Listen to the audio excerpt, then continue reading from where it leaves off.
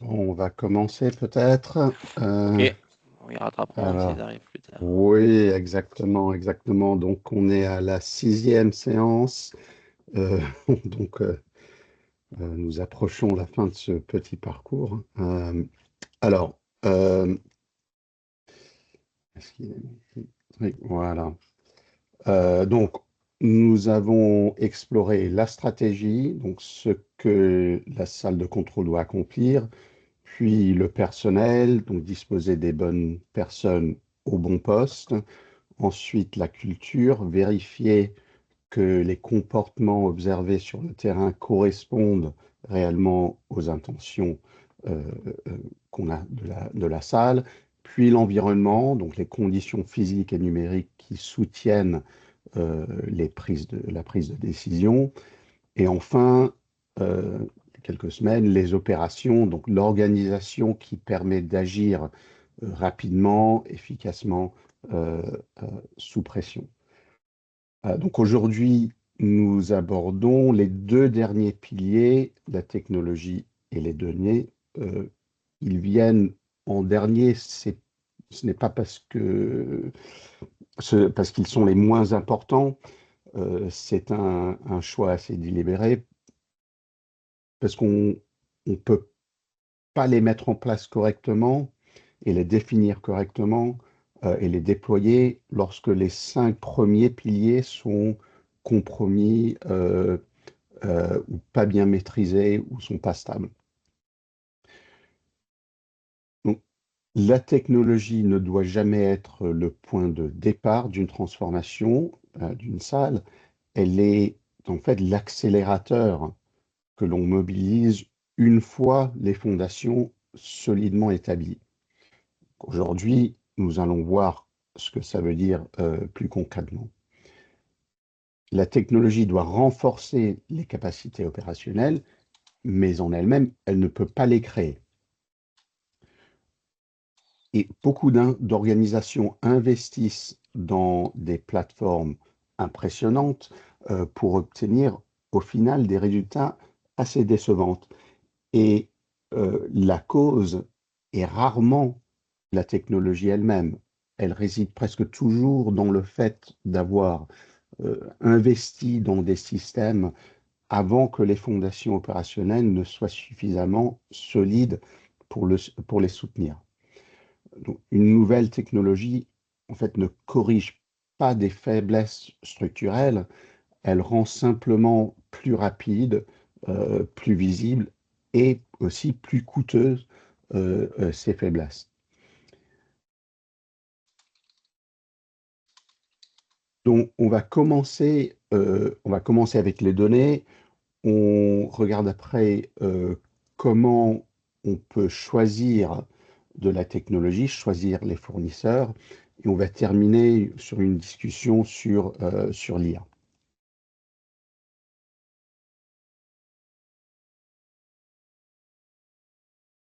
Donc, les données remplissent deux fonctions essentielles dans une salle de contrôle mature. La première est de soutenir la conscience situationnelle en temps réel. Il s'agit de transformer des données brutes en renseignements directement exploitables. C'est en fait précisément ce que nous avons abordé lors des séances consacrées à l'environnement et aux opérations. Une interface unique, une information hiérarchisée, des signaux réellement pertinents plutôt qu'un simple déluge d'alerte. Et donc, par exemple, un tableau de bord qui affiche euh, 47 alertes actives apporte de la visibilité sur ces alertes, mais il n'apporte pas nécessairement de la compréhension et encore moins de la décision. En revanche, si l'on rassemble les alertes, les flux vidéo, le contrôle d'accès et que l'on présente immédiatement les options disponibles à l'opérateur, on change complètement de niveau. La différence entre ces deux approches, c'est un peu la technologie, mais elle relève avant tout de la conception.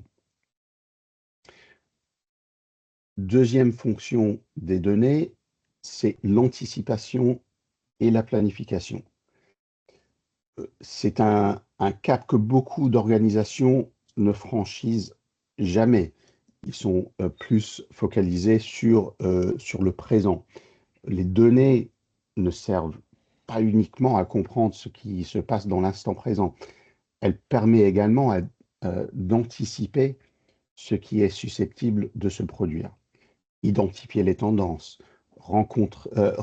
reconnaître les schémas récurrents, détecter les signaux faibles qui précèdent peut-être un incident. Rappelons ce que nous avons établi lors de la séance consacrée aux opérations. Une salle de contrôle proactive utilise l'information pour détecter les menaces et les risques avant qu'elles ne deviennent des incidents. Donc, les données et l'analytique constituent les principaux leviers de cette capacité d'anticipation. Donc, la question ne doit pas être uniquement que se passe-t-il maintenant, elle doit aussi devenir que risque-t-il de se produire dans les prochaines heures, les prochains jours, les prochaines semaines, et comment pouvons-nous nous y préparer. Quand on parle aussi de personnel, alors pendant la séance personnelle, on a abordé le recrutement, etc. Mais de planifier l'écart, de savoir combien d'opérateurs j'ai besoin pendant la journée, pendant la nuit, tout ça se relève des données qu'on analyse pour anticiper la demande qu'il va y avoir dans les jours qui viennent.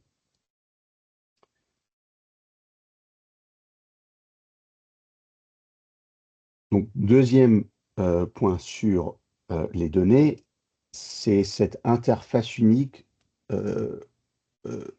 et ce concept, en fait, désigne un environnement informationnel dans lequel toutes les informations pertinentes sont accessibles, corrélées, présentées au sein d'une même vue. L'opérateur n'a pas à jongler entre plusieurs applications ou systèmes, d'aller ici pour chercher quelque chose et à l'autre bout de la salle pour trouver une autre information. L'information est déjà intégrée. Et il ne s'agit pas seulement d'un objectif technologique, c'est avant tout un objectif opérationnel. Donc on se pose la question, on ne se pose pas la question quel outil peut agréger nos données, une question technologique, mais plutôt de quelles informations mes opérateurs ont-ils besoin simultanément pour prendre les bonnes décisions et comment devons-nous les leur présenter. Et cette réflexion doit précéder la réflexion à ces deux points, le présent et l'analyse d'anticipation et aussi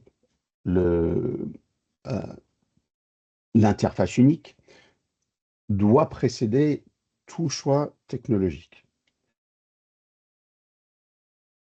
Et ce qui nous conduit naturellement donc à la partie suivante, ce qui est de prendre des décisions technologiques dans lesquelles on a toute confiance.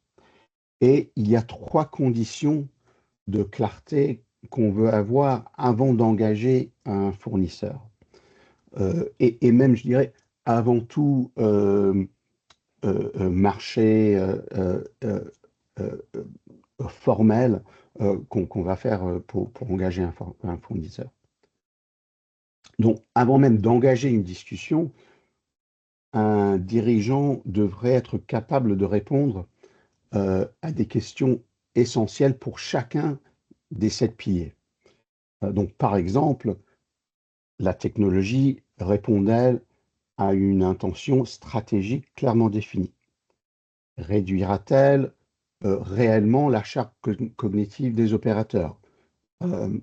La culture de l'organisation permettra-t-elle d'exploiter efficacement les signaux qui remontent par le système qu'on va installer et d'en tirer les enseignements nécessaires grâce au retour d'expérience. Donc, pour chaque pilier, on a des questions à préparer en amont.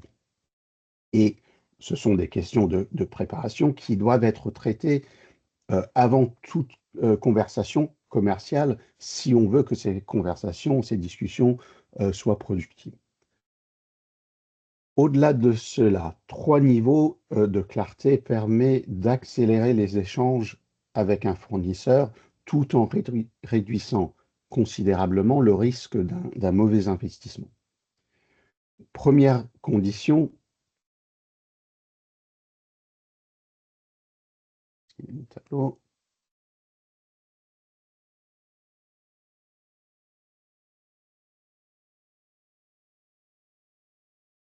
Donc, première condition, c'est de définir les résultats stratégiques et opérationnels. Il ne s'agit pas de définir les fonctionnalités attendues d'un système, mais les résultats recherchés. Quel est le problème métier précis que nous cherchons à résoudre? Quel indicateur mesurable démontrera dans 12 mois, disons, que l'investissement a produit les effets attendus? Sans cette clarté, les discussions avec les fournisseurs se concentrent se concentre seulement sur les caractéristiques du produit, plutôt que les capacités opérationnelles qu'il doit permettre de développer. On finit alors par acquérir des solutions très sophistiquées, mais en fait qui ne répondent pas aux véritables besoins de l'organisation. Donc, il faut savoir les résultats finaux.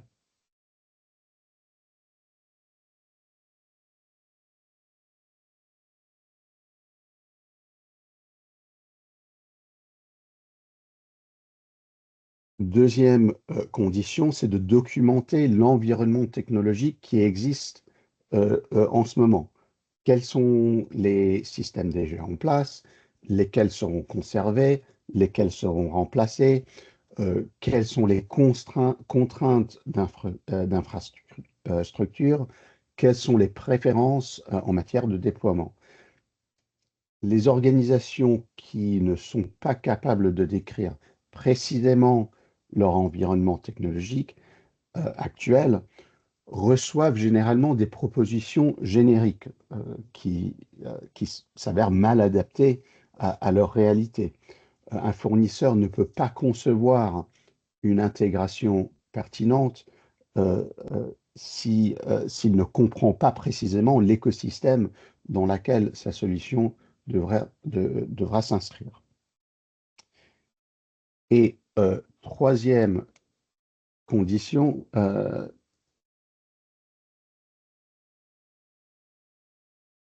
c'est la gouvernance. Donc, établir une gouvernance claire et aligner les parties prenantes. Qui est responsable, par exemple, du projet? Qui exploitera la plateforme au quotidien? Ça peut être la même personne, ça peut être des personnes différentes. Qui détient l'autorité budgétaire? Quels services doivent être associés à la démarche? Donc, je sais pas, la sûreté, l'informatique, la gouvernance, les finances ou d'autres encore. Les projets technologiques échouent rarement à cause de la technologie, mais très souvent lorsque les parties prenantes ne sont pas alignées, parce qu'ils veulent tous avoir quelque chose de différent du système, du logiciel, du projet. Les fournisseurs doivent pouvoir travailler avec des décideurs capables d'engager les ressources nécessaires et d'arbitrer rapidement les éventuels conflits. Il y a toujours des conflits dans des projets technologiques, mais il faut pouvoir avoir les bonnes personnes autour pour discuter et résoudre pour que les fournisseurs soient très clairs de ce qu'on attend d'eux. Alors, comment est-ce qu'on évalue un fournisseur? Au-delà de la qualité du produit lui-même, donc les résultats, pouvoir produire les résultats qu'on veut, comme on vient de dire, les fournisseurs qui maîtrisent réellement les environnements critiques présentent généralement plusieurs caractéristiques communes. Ils commencent par chercher à comprendre le fonctionnement opérationnel avant de parler de technologie. Ils réalisent une véritable évaluation des besoins opérationnels plutôt que de proposer immédiatement un déploiement technique. La technologie, ce n'est pas toujours la réponse. Ils posent d'abord des questions sur les difficultés rencontrées avant de présenter leurs solutions. Ils démontrent une réelle compréhension des facteurs humains, de la charge cognitive, de la prise de décision sous pression, et enfin, ils n'hésitent pas à remettre en question certaines demandes lorsqu'elles sont contraires aux bonnes pratiques ou risquent de compromettre les objectifs du projet. Donc, en fait, c'est de prendre une approche que je dirais qui est plus de consultative au lieu que de vente.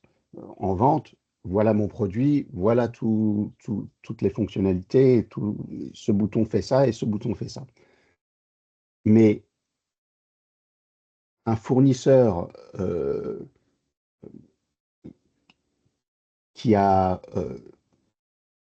l'expérience en fait dans ce domaine devrait prendre cette approche plus consultative. Je veux comprendre d'abord et après, je vous propose une solution qui est alignée à vos problématiques, qui sont alignées à l'environnement et au contexte que vous avez. Ou je vous dis que ce n'est pas un problème technologique et il y a d'autres façons de régler ce problème.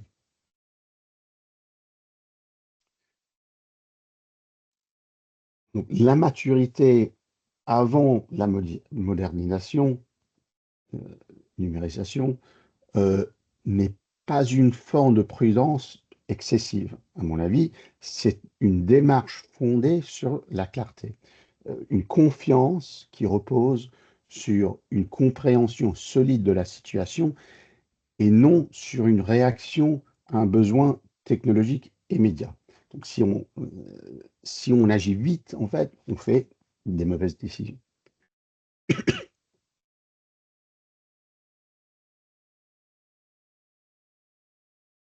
Alors, passons à un sujet qui suscite probablement le plus de questions aujourd'hui, l'intelligence artificielle.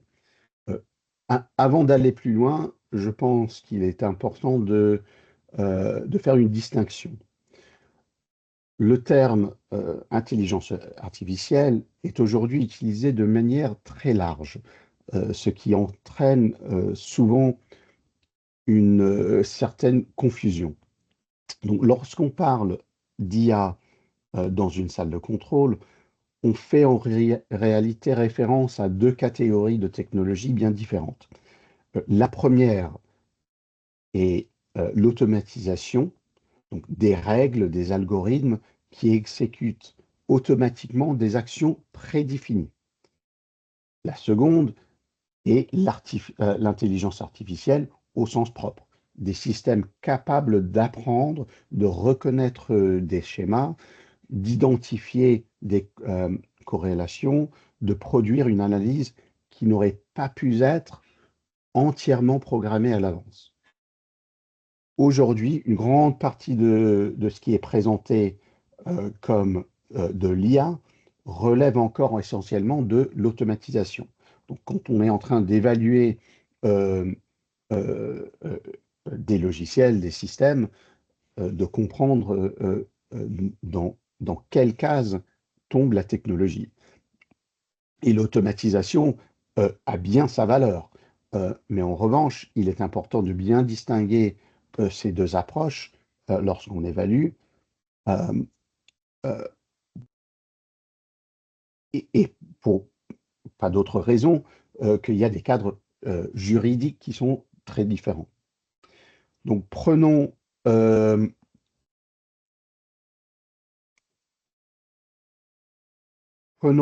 l'exemple probablement le plus mature en tant que, je dirais en tant que discussion, mais aussi un peu en tant que technologie, la vidéosurveillance, la vidéoprotection algorithmique. Donc, elle analyse automatiquement les flux vidéo afin de détecter des situations prédéfinies. Mouvement de foule, intrusion, objets abandonnés et tout autre comportement jugé anormal, avant d'alerter un opérateur. Cette technologie est désormais déployée dans un grand nombre de salles de contrôle quand on regarde à l'échelle internationale. Elle est éprouvée, mature et continue d'évoluer très rapidement. Lorsqu'une organisation supervise plusieurs centaines de caméras, une bonne analytique vidéo aide l'opérateur à identifier immédiatement les images qui méritent réellement son attention. Sinon, on fait notre patrouille de caméras manuelle et en fait, dans une journée, on n'a même pas fait la moitié des caméras si on est en train de prendre cette observation, cette posture proactive dont on a parlé au fur de cette série. Donc, autrement dit, c'est l'IA qui indique où regarder. Alors, cela étant dit, en France, il est indispensable de prendre en compte le cadre juridique qui continue d'évoluer. La VSA a été autorisée au titre expérimental dans le cadre des Jeux olympiques de Paris 2024. Et il est important de rappeler que la VSA se distingue juridiquement de la reconnaissance faciale, deux technologies similaires mais juridiquement différentes. Comme on a dit, elle vise à détecter des comportements ou des situations et non à identifier biométriquement des personnes. Cela dit, la CNIL demeure néanmoins particulièrement vigilante quant au risque que certains traitements VSA puissent évoluer vers une identification individuelle. En cours en ce moment, le projet de loi Riposte a entamé son examen en commission à l'Assemblée nationale après son adoption par le Sénat. Il prévoit notamment deux évaluations majeures. C'est un projet très large, mais au sens du VSA. La première consiste à prolonger l'expérimentation jusqu'à la fin de 2030. Et la seconde élargit le périmètre de déploiement des caméras dites augmentées. Elles pourraient désormais être utilisées à l'intérieur des bâtiments et des lieux ouverts au public, et non plus uniquement à leurs abords ou sur la voie publique. Donc pour les musées, les universités, les opérateurs de transport, les grands établissements, les infrastructures critiques, il s'agit d'une évolution qu'ils doivent suivre avec une grande attention. Si le texte est adopté dans sa rédaction actuelle, le champ des usages légalement autorisés s'élargira de manière significative, mais je précise toutefois qu'à ce stade, le texte poursuit encore son parcours parlementaire et sa rédaction définitive pourrait bien donc évoluer. Et je dirais plutôt de diminuer plutôt qu'élargir. Mais au-delà de la vidéo, l'IA ne se limite évidemment pas à l'analyse des caméras. Ces applications potentielles dans une salle de contrôle sont beaucoup plus larges et elles restent aujourd'hui largement, je dirais, sous-exploitées. Prenons quelques exemples.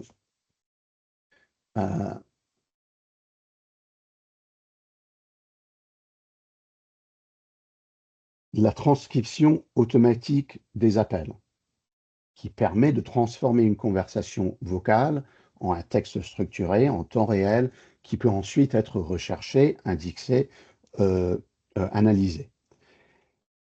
Pour certaines organisations accueillant un public international, on peut même imaginer que cette transcription a une traduction instantanée des deux côtés.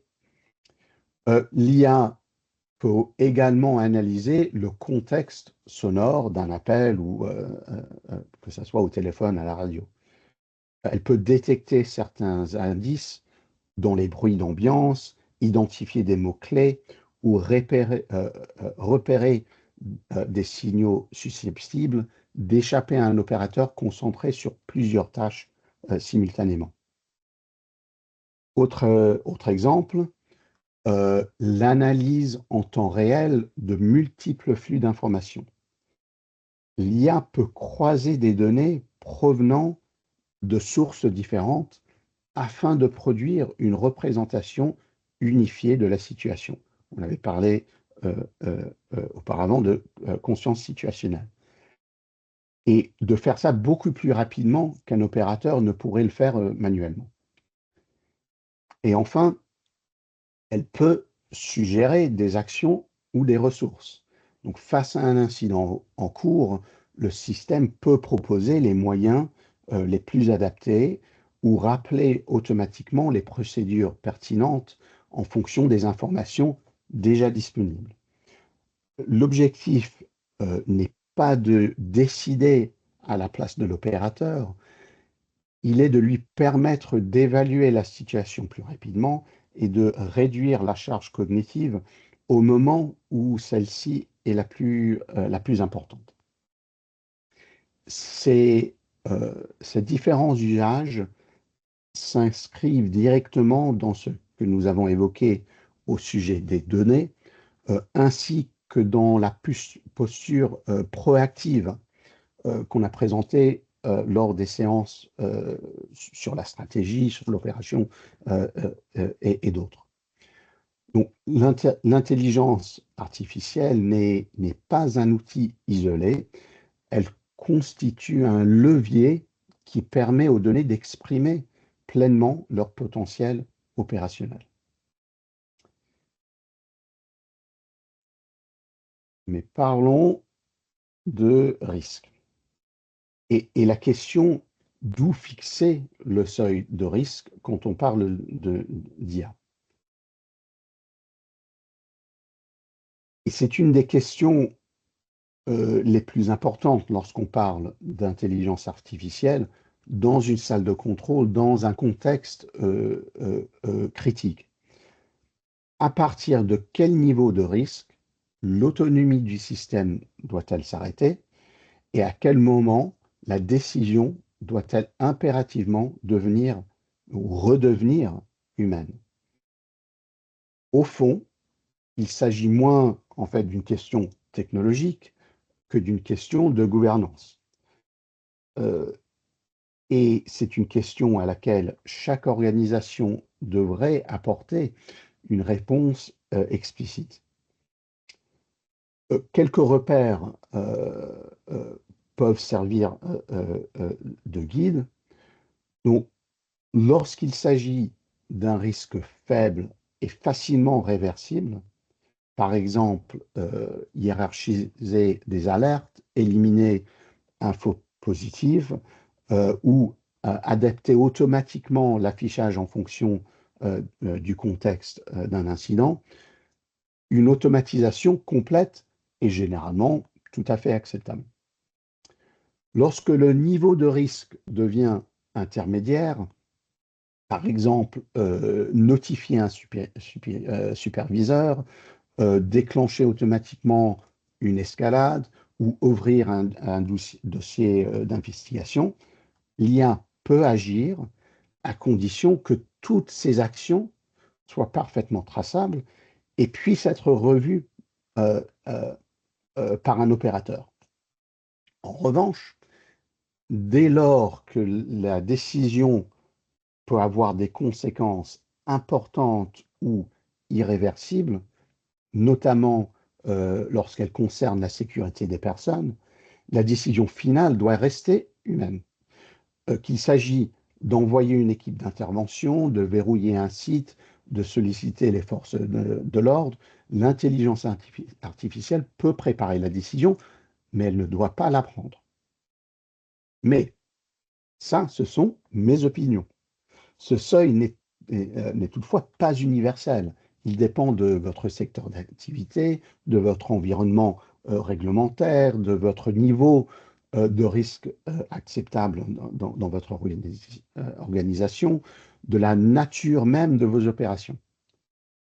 Toute organisation qui déploie de l'IA dans leur salle de contrôle devrait donc définir clairement cette limite et l'intégrer dans une doctrine de gouvernance documentée, validée par la direction et régulièrement réévaluée.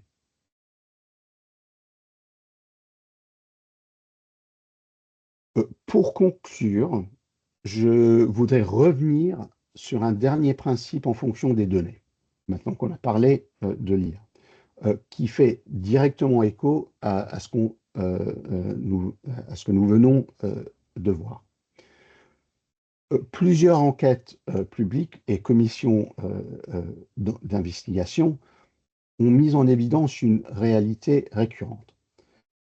Lorsqu'une organisation détient une information susceptible d'avoir un impact sur une décision opérationnelle, elle a la responsabilité de la rendre accessible à ceux qui en ont besoin. Ne pas avoir été en mesure d'y accéder ne constitue généralement pas une justification recevable.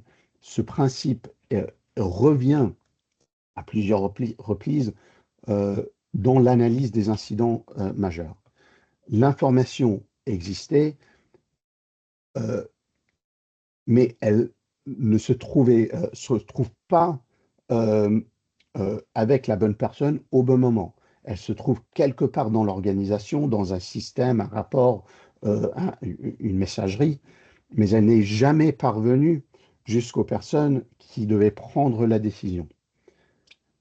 Les silos d'information, les systèmes qui ne communiquent pas entre eux et les procédures qui ne prévoient pas un partage transversal des informations ne constituent pas simplement des difficultés organisationnelles. Dans certains contextes, il devient un véritable risque opérationnel, voire peut-être un risque juridique. Donc, la question que chaque organisation devrait se poser à ce sujet, si quelqu'un, quelque part dans votre organisation, détient une information susceptible de modifier une décision prise dans la salle de contrôle, votre architecture des données permet-elle réellement à cette information d'arriver au bon endroit au bon moment? Et c'est précisément là que l'IA peut apporter une réelle valeur ajoutée. Pas simplement en analysant les informations déjà visibles par les opérateurs, mais en parcourant l'ensemble des systèmes de l'organisation, en identifiant les informations pertinentes, en les corrélant, puis en les faisant remonter automatiquement au moment où elle devient utile à la décision. Donc voilà, nous avons maintenant parcouru les 7 piliers.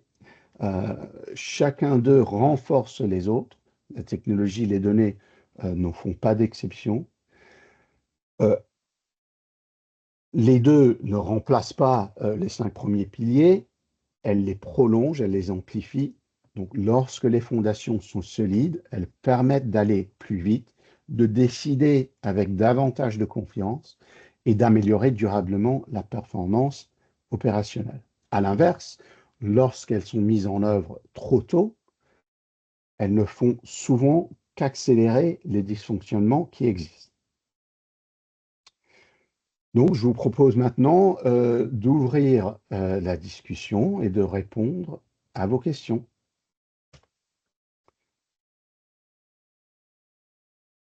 Et bonjour Émile, Guy et Patrice qui nous ont rejoints.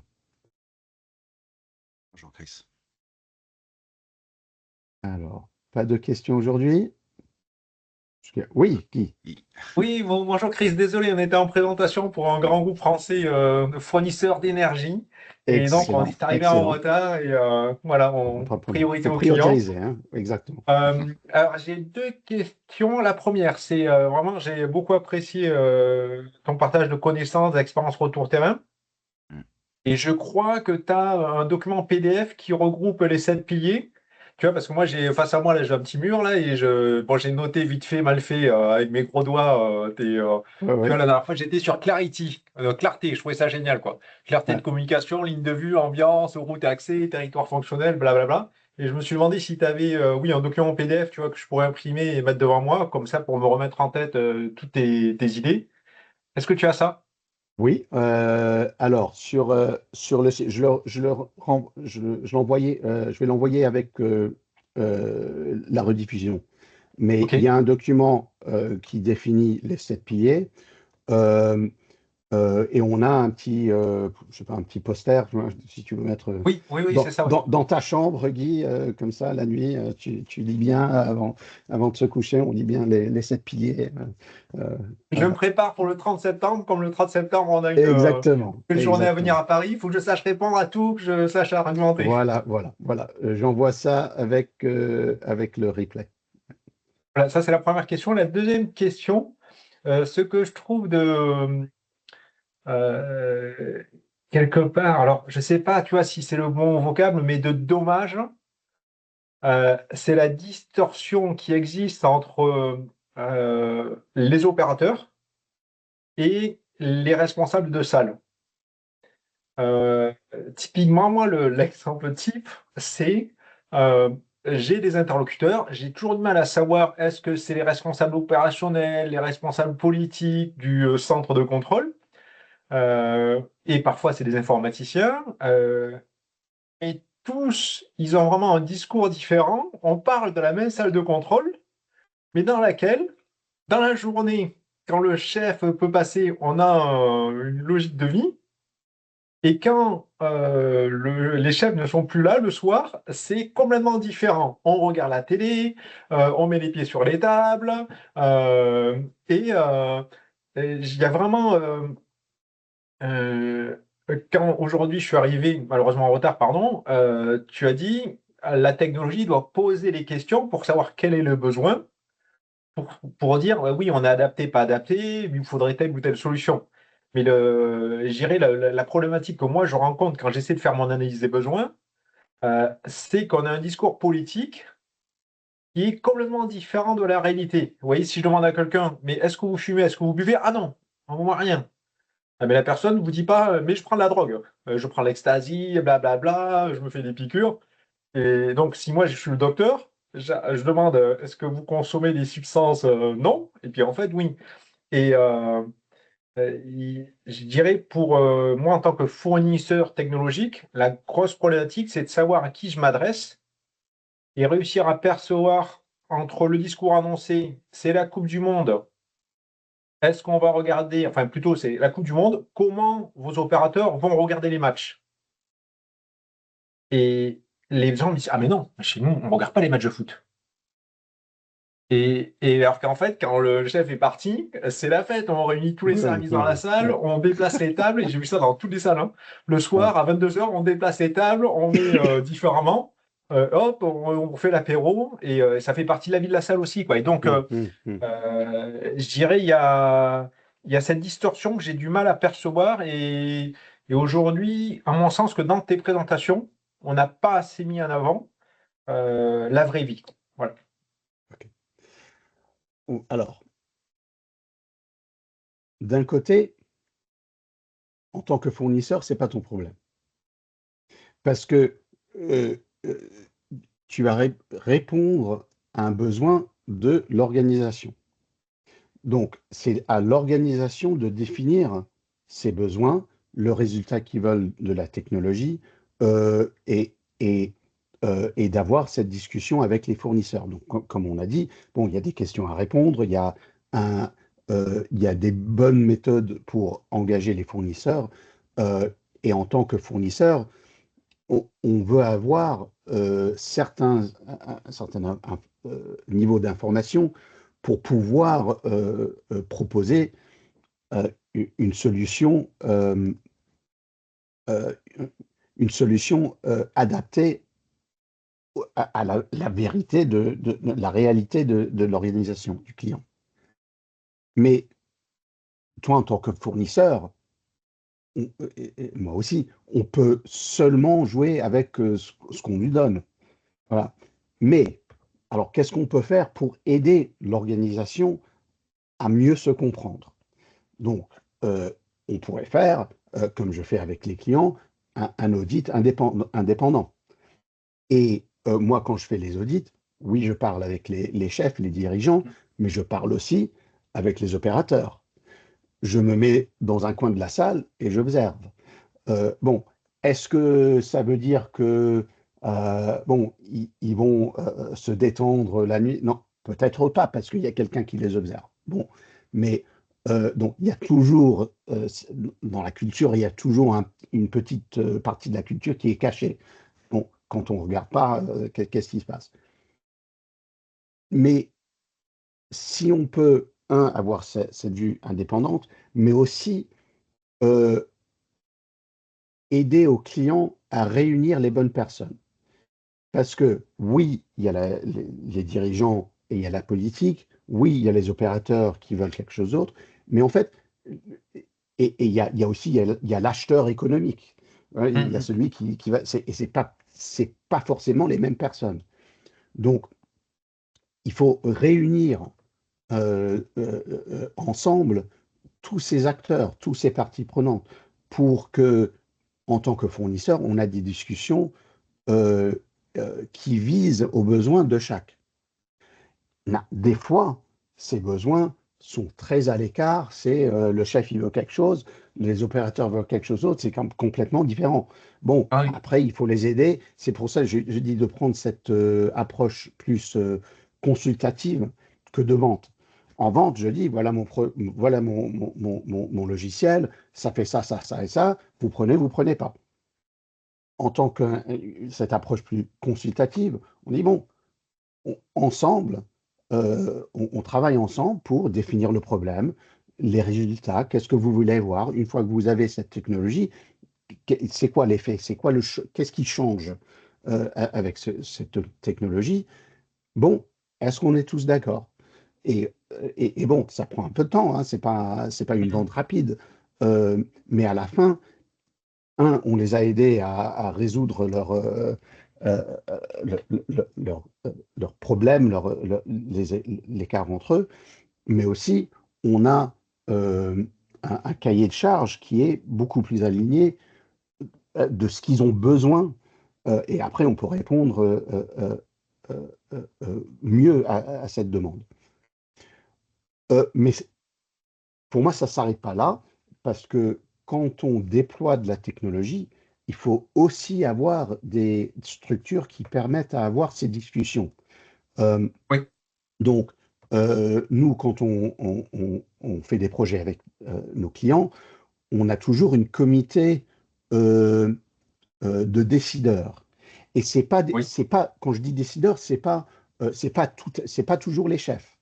C'est Oui, des oui, oui. représentants c'est des représentants de chaque département, chaque partie prenante, qui viennent ensemble pour prendre des décisions sur le terme du projet. Donc, je veux un bouton vert qui fait machin. Bon, le département qui prend les appels, il dit non, moi je veux que ça soit un bouton jaune. Il y a un autre qui dit non, ça doit être bleu. Bon, venons ensemble. Pourquoi est-ce que ça doit être jaune? Pourquoi bleu? Pourquoi vert? Bon, et ensemble, on prend une décision de comité. Bon, on, on note bien toutes les décisions. Et c'est ça après qu'on rentre dans le projet et qu'on déploie dans la Oui, technologie. oui, oui. Mais, euh, mais c'est toujours de faciliter ces discussions entre eux. En tant que, en tant que fournisseur, on peut pas vraiment prendre ces décisions pour eux, en fait, mais on peut les aider euh, euh, euh, à mener une bonne conclusion. Ok, ok, ok. Camille. Oui, merci. Je voulais avoir j'avais une question sur les données. On a parlé d'avoir une interface unique avec un certain nombre de données. Et ce que je percevais, c'était beaucoup de données technologiques, issues de technologies, c'est-à-dire un nombre d'alarmes, des choses comme ça. Quelle est l'importance qu'on peut vouer aux données terrain et données humaines et comment les agréger, les recenser pour qu'elles apparaissent quelque part et qu'elles soient pertinentes dans l'évaluation. Euh, alors, quand je parle de données, en fait, moi, ou d'informations, euh, pour moi, c'est très global. Donc, il y a ce qui réside dans vos systèmes, parce qu'il faut enregistrer, il faut sauvegarder quelque part. Mais, euh, on- comme vous avez dit, il y a des données qui viennent du terrain. Donc, par exemple, euh, euh, où sont, euh, où sont mes patrouilles?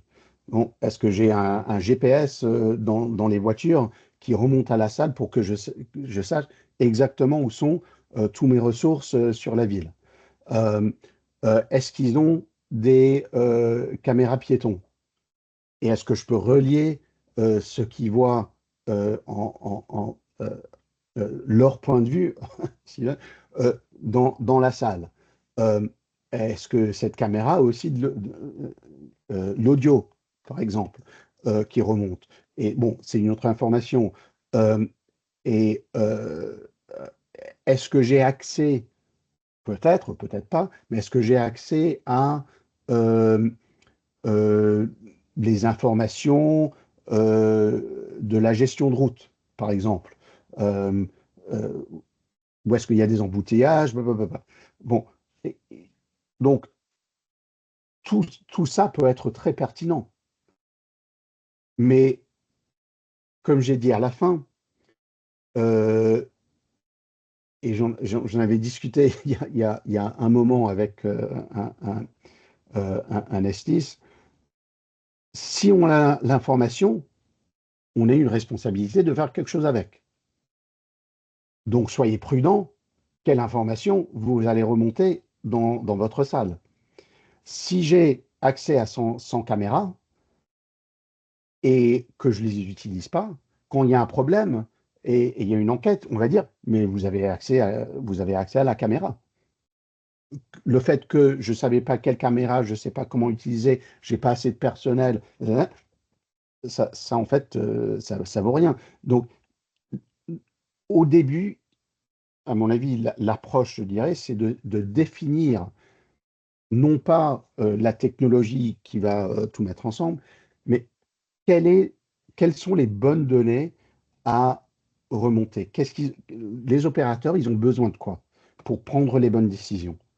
Et cette information, après, on fait une architecture de données, pas technologique, mais de savoir cette information appartient à ce département, comment est-ce on accède, comment est-ce qu'on remonte dans la salle, est-ce peut-être qu'on n'a pas accès à ces systèmes.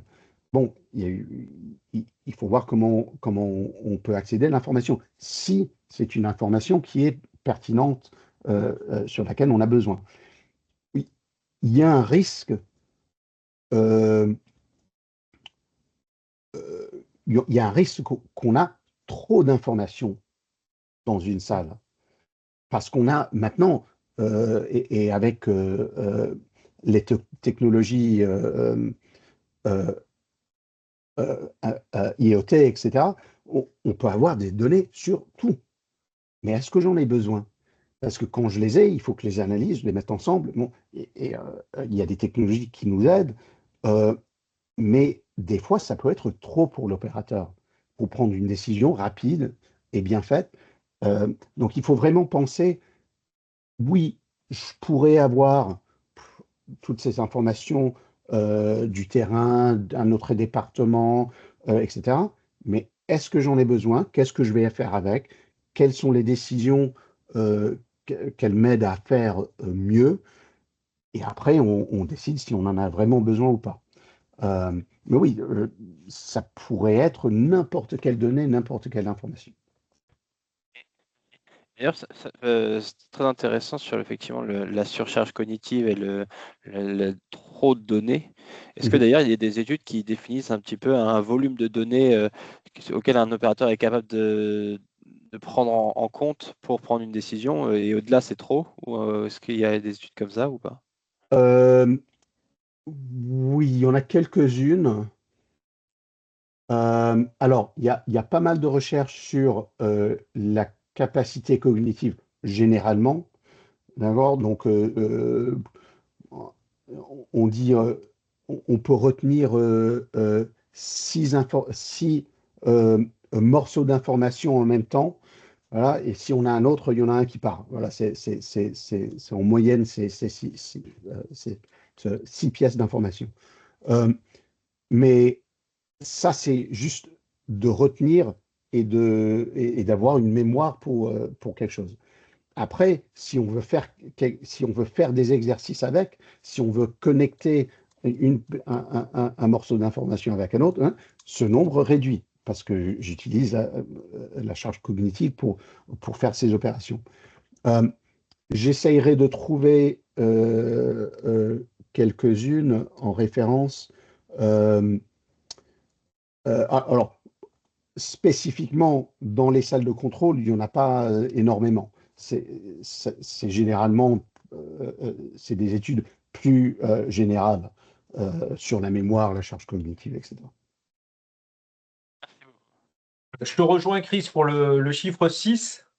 Il y a plein de tableaux de bord où on découpe Oui, en oui, 6, oui, les six figures, c'est toujours. exactement, exactement. Et j'avais lu des choses sur un neurochirurgien, et c'est effectivement, peu importe qu'on ait un QI de 140 ou un QI très bas, c'est aux alentours des 5, entre 4, 5, 6, 7.